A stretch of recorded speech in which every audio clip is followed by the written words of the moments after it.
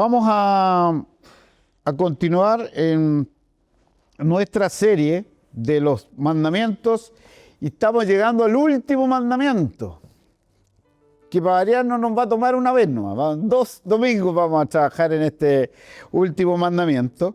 Así que vamos a ir a Éxodo capítulo 20. Éxodo capítulo 20, versículo 17. Éxodo capítulo 20, versículo 17. Mientras usted lo busca, vamos a hacer un pequeño resumen de el último mandamiento que revisamos, que fue el 9. ¿Se acuerdan? Que era: no darás contra tu prójimo falso testimonio.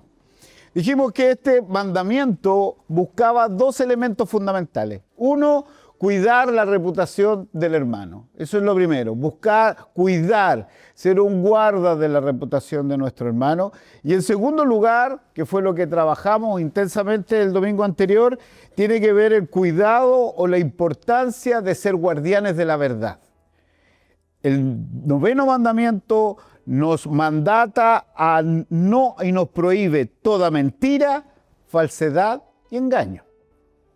Así como no debemos dar falso testimonio, debemos ser garantes de la verdad. ¿Y por qué? Porque Dios es verdad, por hermano amado. Nuestro Señor Jesucristo en Juan 17 dice que nuestro Dios es veraz, es verdadero. De Él emana toda verdad. Y lo primero que tenemos que entender es que cuando mentimos, la primera relación que se quiebra es la vertical con Dios. Algunos dicen, pero ¿a quién le hago yo daño si no le hago daño nada diciendo lo que estoy diciendo? ¿A quién le hago daño diciendo que tengo 40 cuando tengo 45? ¿A quién le hago daño con eso? Bueno, hermano, lo primero que usted dañó es la santidad de Dios. Porque Dios es verdad. Y Dios no está a favor de la mentira, todo lo contrario. El padre de mentira es Satanás. Y de él emana toda mentira. Él ha usado la mentira para dañar a la iglesia, para incautar, para tomar cautivo a los hombres. Estos hombres que creen que porque hacen lo que quieren están libres. Y no, son esclavos de sus pasiones y deseos desordenados. Por lo tanto, tenemos que aplicar esto y para ello debemos considerar que no tan solo debemos defender la verdad, sino tenemos que usarla correctamente. Porque también con la verdad podemos herir. Y por eso es que nuestro Dios, a través de su Sagrada Escritura, a través del Antiguo y Nuevo Testamento, nos dice que debemos usar la verdad con misericordia. Tenemos que tener tino para decir las cosas. Y esto fue alguna de las cosas que analizamos la semana anterior. Y hoy día vamos a entrar al análisis, como digo, en esta primera parte de este último mandamiento, 10º mandamiento. Así que le voy a pedir que me acompañes en la lectura que daré a Éxodo capítulo 20, versículo 17. Dice así la palabra de nuestro Dios: no codiciarás la casa de tu prójimo, no codiciarás la mujer de tu prójimo, ni su siervo, ni su criada, ni su buey, ni su asno, ni cosa alguna de tu prójimo. Tengamos un momento de oración. Padre, en el nombre de Jesús, Señor, estamos delante de ti en este día tan especial en que tú nos has convocado aquí a tu casa para participar de tu cena. Y estamos, Señor, hablando de tu palabra, de tus mandamientos.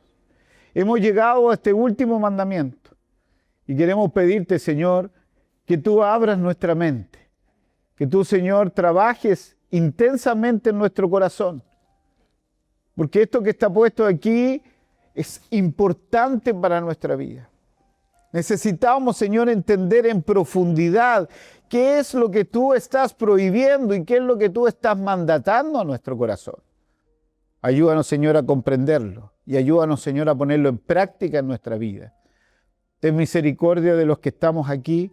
Háblanos, Señor, y ayúdanos, porque te lo pedimos en el nombre que es sobre todo nombre, en el nombre de nuestro Señor Jesucristo. Amén. Hermanos amados, cuando analizamos el origen de nuestros pecados, nos vamos a encontrar que hay 3 elementos que son comunes, que se repiten en cada uno de ellos. ¿Cuáles son? La incredulidad, el orgullo y la codicia. Estos tres componentes están insertos en cada uno de nuestros pecados. Si bien son distintos en cómo actúan cada uno de ellos, la verdad es que cuando uno trata de poner un límite de dónde empieza la incredulidad y dónde parte el orgullo, dónde parte la codicia, la verdad es que estos límites son muy difíciles de encontrar. Sin embargo, la codicia corrompe y alcanza las partes más profundas de nuestro corazón. Trastorna nuestras prioridades, atenta contra nuestras relaciones interpersonales, promueve divisiones, contiendas, aviva el fuego de la envidia, un concepto que también vamos a trabajar en este mandamiento. No es solo la codicia, sino también la envidia, los celos y los pleitos.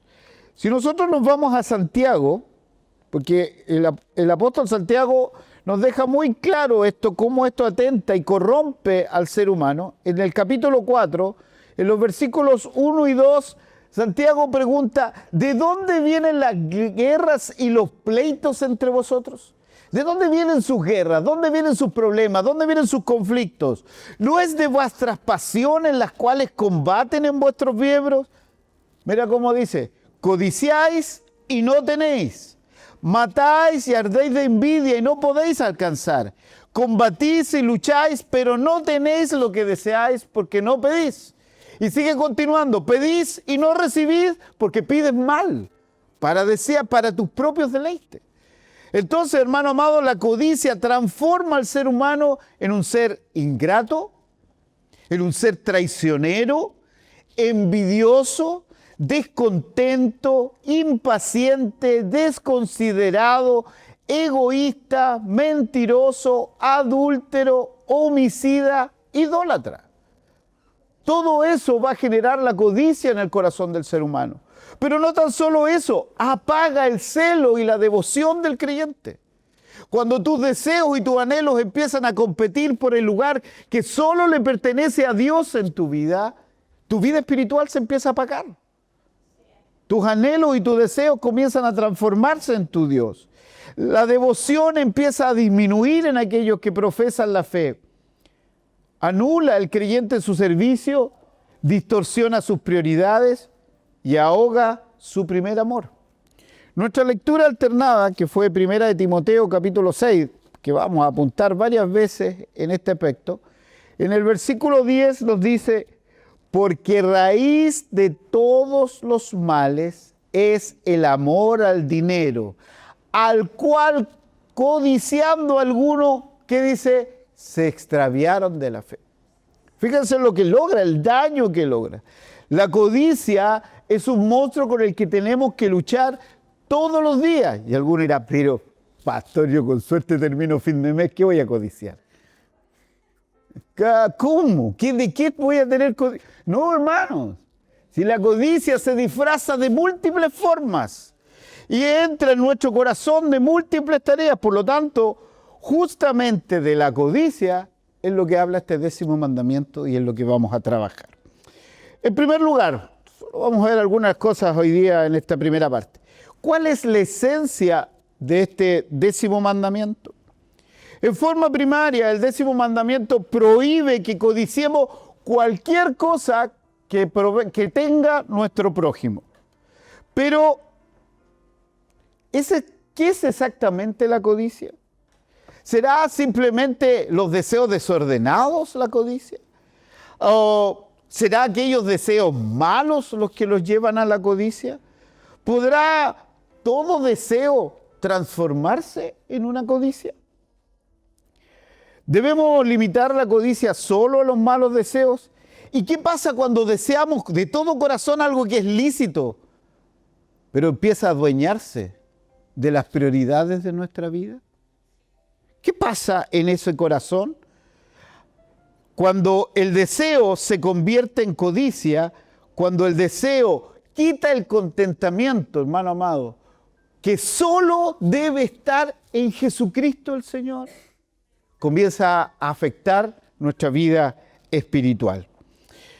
Pero para que podamos entender el concepto de la codicia y podamos llegar a la raíz de esto, vamos a analizar 3 palabras que en el Nuevo Testamento son usadas en el griego y que se traducen en el español como codicia, como avaricia, como deseo ardiente, por ejemplo. Y estas 3 palabras nos van a ayudar a ordenarnos un poco de realmente qué es lo que deberíamos entender cuando hablamos de codicia. La primera de ellas es epitimia, que significa desear algo de manera ardiente, ¿ya? Apasionadamente, a lo que realmente anhelamos de todo corazón. Pero en el griego esta palabra es neutra, o sea, no es mala ni buena, depende del contexto que yo la tome, ¿ya? Por ejemplo, si nosotros vamos a Lucas capítulo 22, nos vamos a encontrar con nuestro Señor Jesucristo ocupando esta palabra, capítulo 22, versículo 15. Epitemia, mira lo que dice.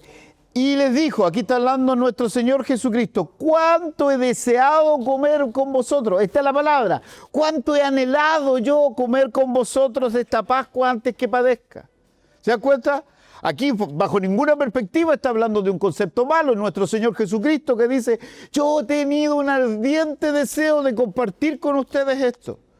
Sin embargo, esta misma palabra, Pablo la ocupa en Romanos capítulo 7. Romanos capítulo 7, versículo 7. Dice, ¿qué diremos pues? La ley es pecado en ninguna manera, pero yo no conocía el pecado sino por la ley, porque tampoco conocería la codicia, epitimia en el griego. La misma. Entonces, el contexto aquí hace el concepto. Si la ley no dijera, no codiciarás. La segunda palabra que en el Nuevo Testamento se ocupa en griego para hablar de codicia es filarguria, que significa amor por la riqueza. Y eso lo encontramos con toda claridad en Hebreos 13:5. Y la tercera es pleonexia, que significa querer más y más. Colosenses capítulo 3, versículo 5. Colosenses 3:5. Dice, haced morir pues lo terrenal en vosotros, fornicación, impureza, pasiones desordenadas, malos deseos y avaricia, pleonexia, que es idolatría. Entonces, si tomamos estas 3 palabras en su conjunto, vamos a lograr definir cómo el Señor entiende lo que es la codicia. ¿Y qué es la codicia? Es un ardiente deseo por las riquezas en sentido general o por cosas que no tenemos y quisiéramos tener. ¿Ok? Este deseo es tan fuerte que nos roba la quietud del alma. Este deseo nos carcome internamente. Incluso aunque nuestro anhelo sea el correcto al inicio. Yo puedo desear tener más conocimiento, por ejemplo. Pero cuando esto se transforma en mi Dios y me quita la quietud, esto se transformó en mi ídolo, en mi idolatría. ¿Ya? Si tomamos estas 3 palabras, estamos acá. Por lo general, y uno de los comentaristas lo definió de esta manera. La codicia es desear con tantas fuerzas algo que pierdas tu contentamiento en Dios. Hermano, cuando tú deseas algo que te hace perder el gozo y la paz que solo debe estar en Dios, se transformó en codicia. Aún aunque sea bueno. Vamos a ver el siguiente ejemplo. Este hermano soltero que quiere casarse, o esta hermana soltera que quiere casarse. No es malo, todo lo contrario, ¿cierto? No es bueno que el hombre esté solo, dice la palabra del Señor. Pero cuando eso se transforma en lo único que su mente piensa y le quita el gozo que debe estar en el Señor, pasó a ser una codicia. ¿Se dan cuenta, no? Oh, yo quiero que la iglesia crezca. ¡Wow! Bonito. Pero cuando eso se transformó en tu obsesión, ya dejó de ser algo bueno y se transformó en un deseo pecaminoso. Debemos estar contentos con lo que el Señor nos ha dado. Esto es la clave, tener contentamiento. Volvamos a 1 Timoteo, que dije, este es nuestro texto que vamos a andar varias veces en esto. 1 Timoteo capítulo 6, versículo 6. Pero gran ganancia es la piedad, acompañada ¿de qué? de contentamiento, porque nada hemos traído a este mundo y sin duda nada podremos sacar. Así que teniendo sustento y abrigo, estemos contentos con esto. Wow, ¿entiendes esto, hermano? Tú tienes que estar contento porque tienes al Señor. Esa es la base de tu contentamiento. No lo que podrías, pero que con el Señor también puedo lograr esto. No, tu vista tiene que estar puesta en el Señor. Debemos estar contentos con lo que tenemos, de lo contrario caeremos en codicias vanas que llevan a los hombres a la destrucción y a la perdición. Fíjense, si hubo un hombre que tuvo dinero en este mundo, ese fue Salomón. Si alguien que tuvo lo que él quiso en este mundo, ese fue Salomón. Fíjense lo que dice Proverbios. Vamos a Proverbios. Que nos diga de la misma boca de Salomón. ¿Qué nos dice? Proverbios capítulo 23, versículo 4 y 5. No te afanes por hacerte rico. Sé prudente y desiste. Alguien que tuvo todo el dinero del mundo dice, no te afanes en ser rico. ¿Has de poner tus ojos en la riqueza siendo ningunas? Porque se harán alas como las alas del águila y volarán al cielo. Eso es lo que está diciendo. Y hay un hombre que nosotros, no sé si usted lo escuchó alguna vez, Agur, ¿le suena por ahí o no? Agur, que lo conocemos solamente porque hay una oración de él que también está en Proverbios. Vamos a ir al capítulo 30 de Proverbios ahora, en el versículo 7, del 7 al 9. Mira la oración que hace este hombre, que debía hacer la oración que tú, mi hermano, y tú, mi hermana, deberíamos hacer todos los días de nuestra vida. Versículo 7, 2 cosas te he demandado, no me las niegues antes que muera. Vanidad y palabra mentirosa aparte de mí. No me des pobreza ni riqueza. Manténme del pan necesario. No sea que me sacie y te niegue y diga, ¿quién es Jehová? O que siendo pobre hurte y blasfeme de mi Dios. Wow. ¿Te das cuenta?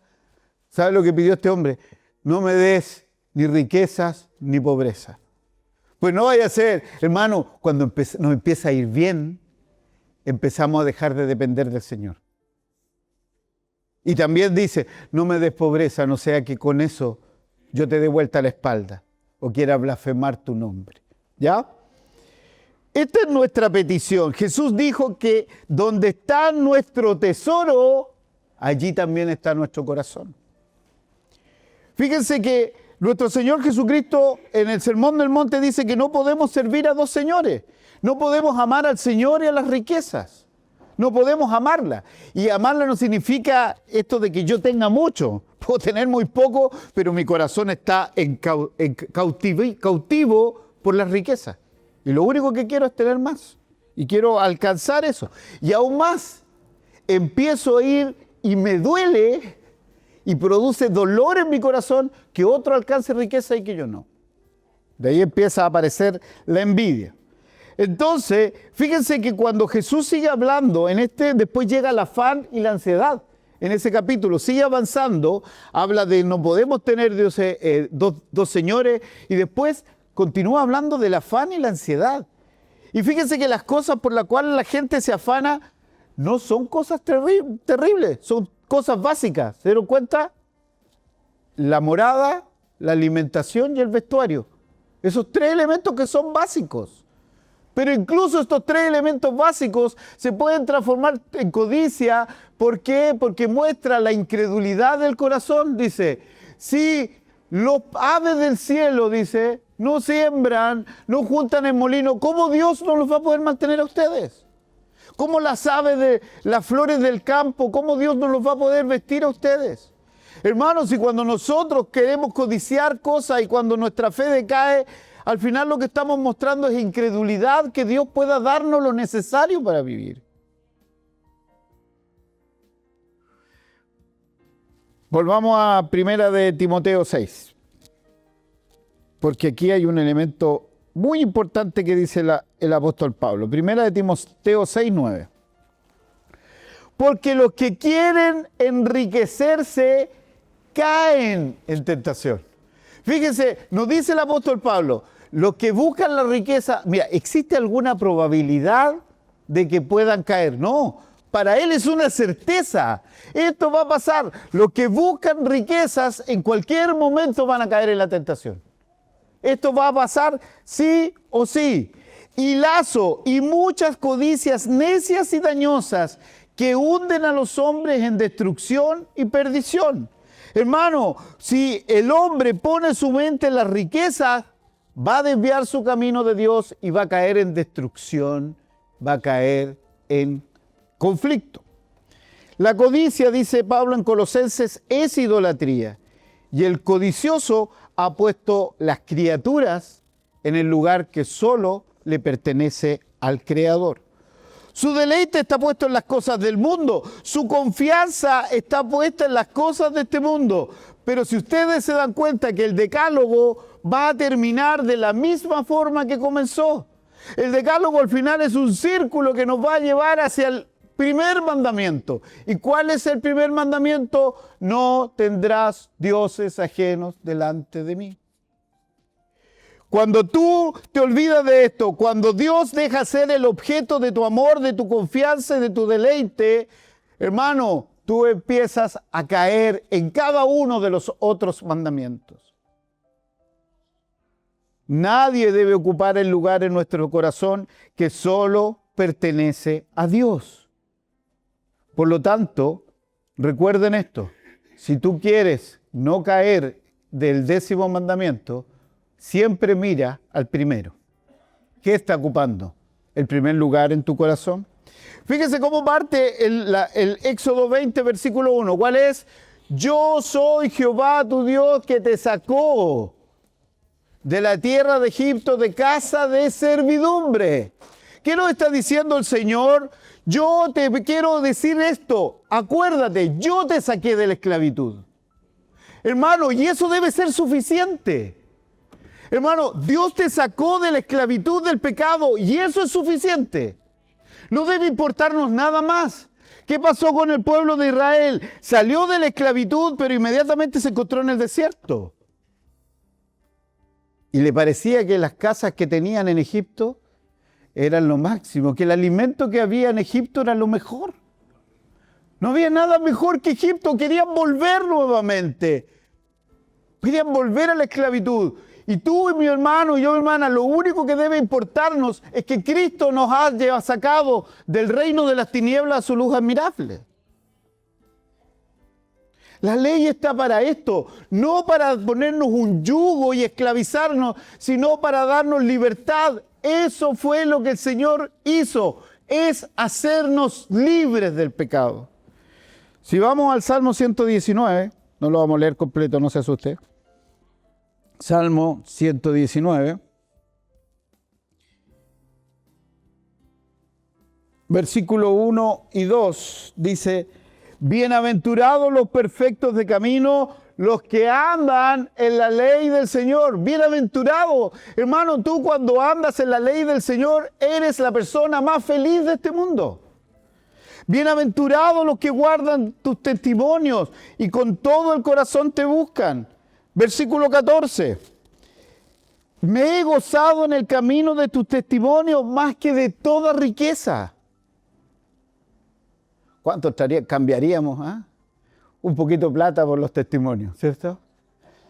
¿Cuántos estaban locos? ¿Cuántos jugaron el kino porque estaba acumulado, no? Estaban vueltos locos. Y cada vez se acumulaba más. Yo el otro día le decía al colega, ¿tú sabes cuál es la probabilidad de ganarte el kino, no? ¿Usted sabe cuál es la probabilidad de que alguien se gane el kino? Le voy a decir, como lo dijo un profesor mío de estadística. La probabilidad que usted se pueda ganar el kino es que usted vuele 2 veces seguida en avión, que ese avión se caiga y que usted sea el único que se salve. Esa es la probabilidad. Pero jugamos igual, por si acaso, ¿cierto?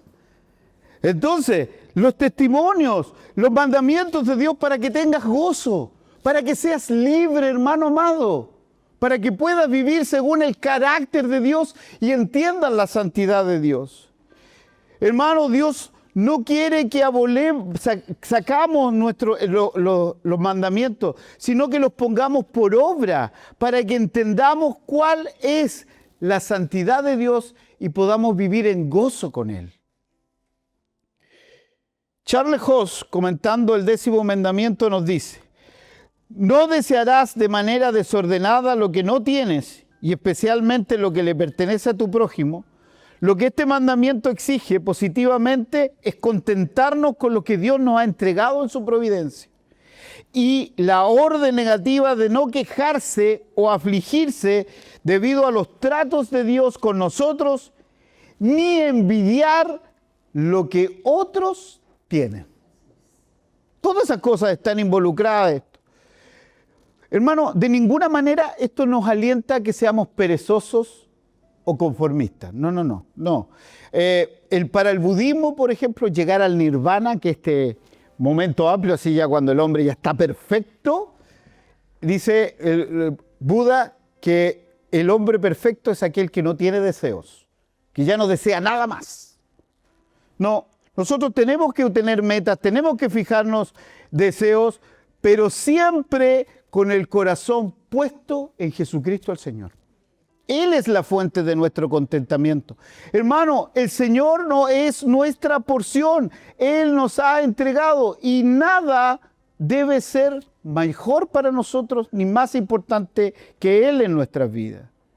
Positivamente es un mandato a contentarnos en Dios y negativamente es una prohibición a fijarnos y buscar nuestra felicidad en las cosas de este mundo o tener un deseo descontrolado por estas cosas e envidiar lo que otros tengan. Hermano, la codicia y la envidia son primas hermanas. Se alimentan una de las otras. La envidia no solo es querer en forma desordenada lo que otros tienen, también incluye el dolor de lo que otros tengan y lo que nosotros no gozamos. El Salmo nos dice, no te angusties porque otros triunfan, porque los malos triunfen, porque los malos tengan posesiones. No fijes tu ojo. ¿Por qué? Porque va a llegar el día en que van a ser juzgados por el Señor. Y ahí te vas a dar cuenta. Pero hay gente que sufre porque le va bien al vecino. Hay gente que se angustia porque otros prosperan. Hay gente que cree que todos los que tienen plata se la robaron. Que no han trabajado en su vida. Hermano, ¿es eso?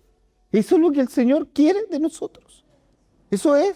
No, todo lo contrario. Yo me gozo con lo que el Señor me ha entregado. Si Dios le entregó más a mi hermano, bendito sea su nombre. Si Dios le entregó más a otro, da lo mismo, porque más responsabilidad tiene frente a Dios. Debemos estar satisfechos en Dios. Todo lo demás que hay en este mundo es añadidura. Por supuesto que puedo disfrutar tener algo. Si el Señor me ha entregado una casita, me gozo y le doy gracias al Señor por ello. Si Dios me permite vacacionar, bienvenido, que el Señor lo... Pero ¿y si no lo puedo, voy a estar triste? ¿Voy a estar angustiado? ¿Voy a reclamar? ¿Voy a comenzar un ayuno de huelga de hambre por eso? ¿Qué vamos a hacer?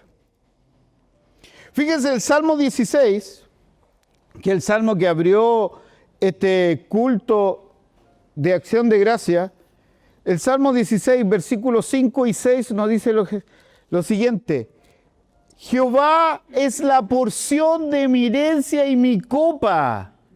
Tú sustentas mi suerte. ¿Sabe qué? Cuando se repartieron las tierras, y una parte, fíjese el versículo 6. Las cuerdas me cayeron en lugares deleitosos. Sortearon el lugar. Sortearon qué parte le tocó a cada uno. ¿Y sabe qué? Esto es como si yo tomé la cuerda y el lugar que me tocó, ¿sabe quién es? El Señor.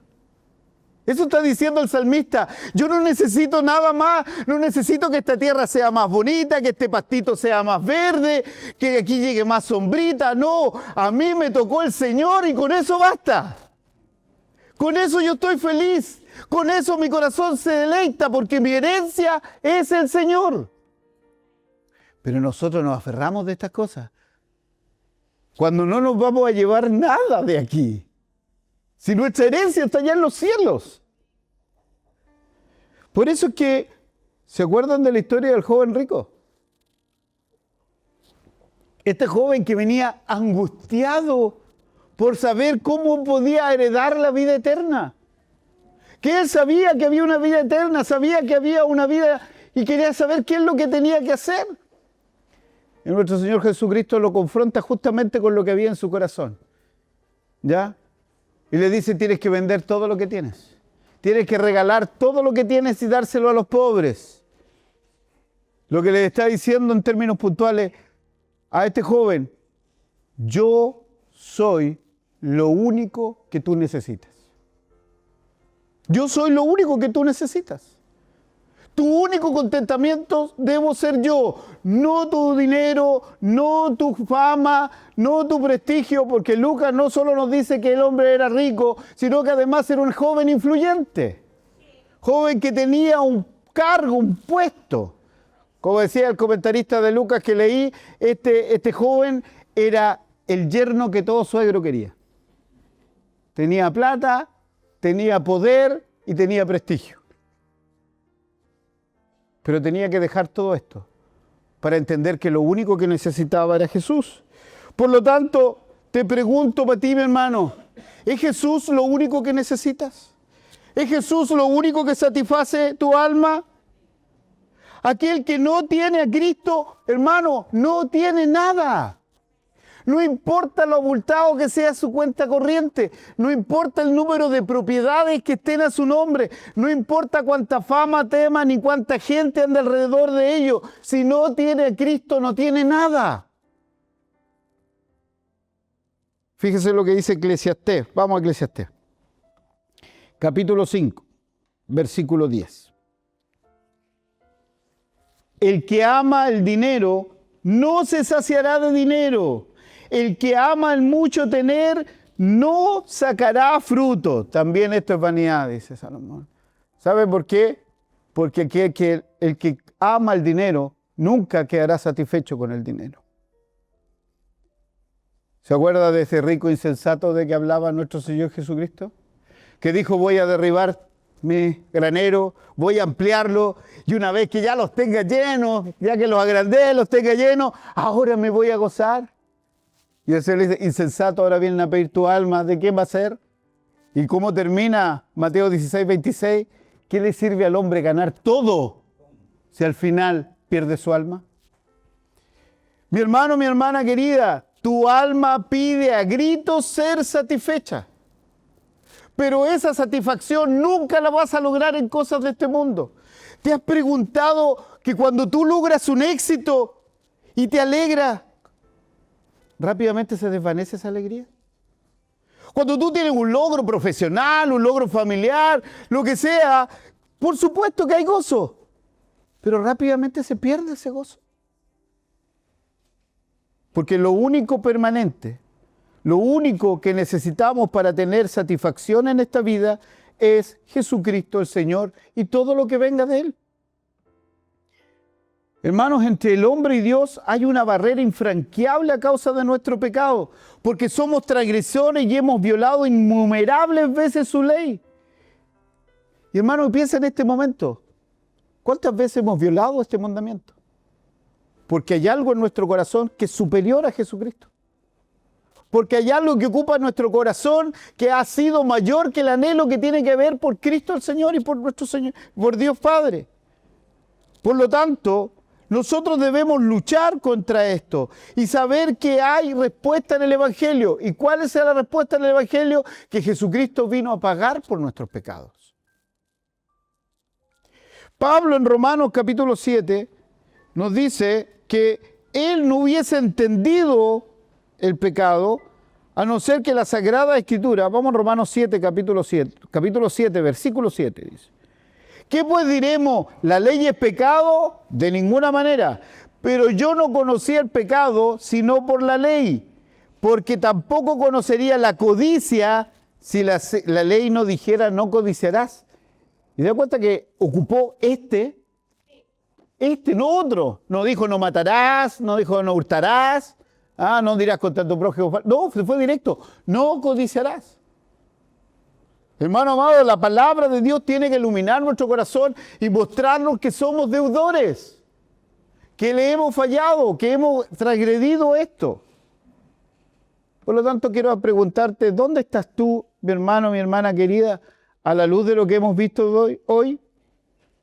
Recuerda esto, lo único que aplasta la cabeza del monstruo de la codicia es estar satisfecho en Dios, y en lo que Dios nos ha dado.